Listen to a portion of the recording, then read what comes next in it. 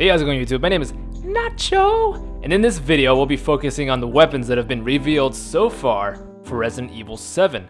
Now, it's pretty obvious that I don't have to remind anyone that not every single weapon has been revealed, but we're going to be looking at the few that have.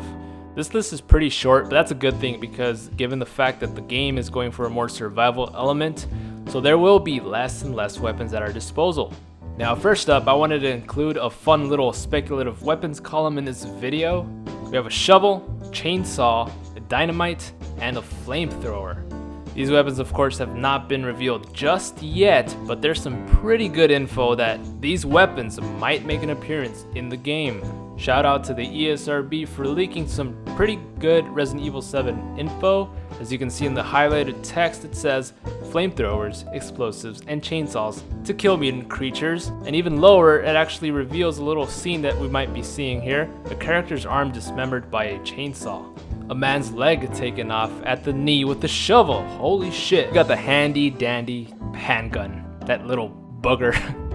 It's probably the more minimal weapon in the game in terms of gunplay.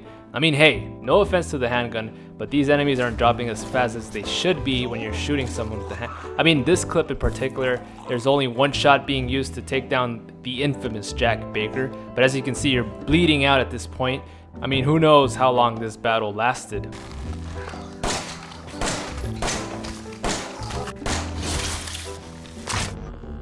Next up, we got the shotgun, which is way more powerful than the handgun, obviously. With Capcom revealing that we'll be facing more than one enemy at a time in certain situations, this thing will be very helpful.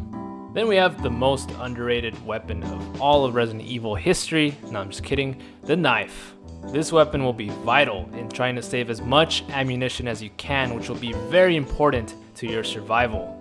The knife isn't only useful against enemies, as you can see, it has multiple functions within the game, cutting up boxes or cutting tape on a box, stuff like that. Pretty cool stuff. Thanks, knife. And then we have the axe, which is probably the more deadlier melee weapon. As you can see from the video, it's pretty easy to swing this thing around with almost little to no recoil, if you will. Now, I think it would be a really cool idea if you could actually throw the axe at your enemies, but unfortunately that's probably not going to happen given the fact that, like I've said before, they're going for a more survival aspect, so they're basically going to limit you as much as they can. It's a pretty small list, I know, but this in turn will keep the game very interesting with a small amount of weapons because every weapon will matter at the end of the day. Thanks so much for watching, guys. I post Resident Evil videos from Monday through Thursday, so be sure to subscribe if you are a Resident Evil fan. Comment down below which weapon you're looking forward to using the most, or which weapon in the Resident Evil franchise you would like to see make a comeback. Again, thanks for all the support, guys. Be sure to like and subscribe to join the nachos. That's a weird outro. Again, thanks for watching, guys, and as always, stay single.